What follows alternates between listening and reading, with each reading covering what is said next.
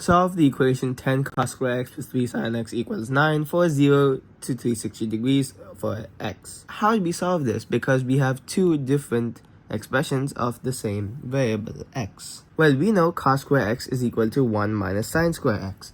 And if we use that, we can write this as 10 times 1 minus sin square x plus 3 sin x equals 9. And now this is 10 minus 10 sin square x plus 3 sin x is equal to 9. And we know that sin square x is just the same as sin x the whole squared. And if we write sin x is equal to a different variable, then this just becomes a quadratic. So let's just let y equals sin x. So now that becomes 10 minus 10y squared plus 3y equals 9, and that means we can bring all this to the other side to get 10y squared minus 3y minus 1 equals 0. When you factorize this quadratic, you will get 5y plus 1 times 2y minus 1 equals 0. And we can solve this to get y equals minus 1 by 5 or y equals 1 by 2. But this is not a final answer because we know that y equals sin x. So let's bring it back. So sin x equals minus 1 by 5 and sin x equals half. So now for each of these over here, you will have two x values which solves the equation between this range. How do we find these x values? Let's take each of these separately. So let's first take sin x equals half, since that's very easy to do.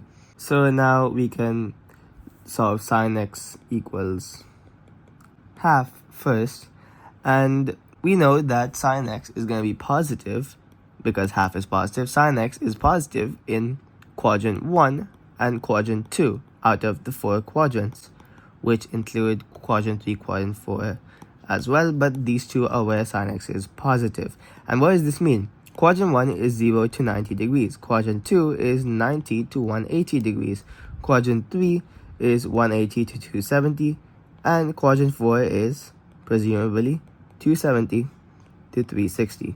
So over here, sin x is positive. So there will be two solutions, one in each of these two quadrants. The first solution is quite easy. We'll get x equals sine inverse of half, which you can just put into your calculator to get 30 degrees. But then x can also be equal to one more value. Let's look at the sine graph to understand how to get that. So a sine curve will look like this, where this is the axis right here, and this is 0, this is 180, this is 360. So over here, let's say 30 is over here, right? And this is y equals half. There'll be one more value over here, where y is equal to half. And this distance is 30 degrees in the x-axis. And over here, this distance also corresponds to 30 units, or 30 degrees. And that means that it's 180 minus 30, which is going to be the second value. So x is also going to be equal to 180 minus 30, which is 150 degrees. So that's for sine x equals half. Now what about for sine x equals minus 1/5? So we know that inside a sine graph, from 180 to 360 is where the sine graph is negative, this area over here, and here we want where it's negative. In other words, it's in quadrant 3 and quadrant 4. And so firstly, we can take the x equals sine inverse of 1 by 5, negative 1 by 5 in our calculator, and we'll get minus 11.5 degrees, of course, to one decimal place. There'll be some more decimals after this.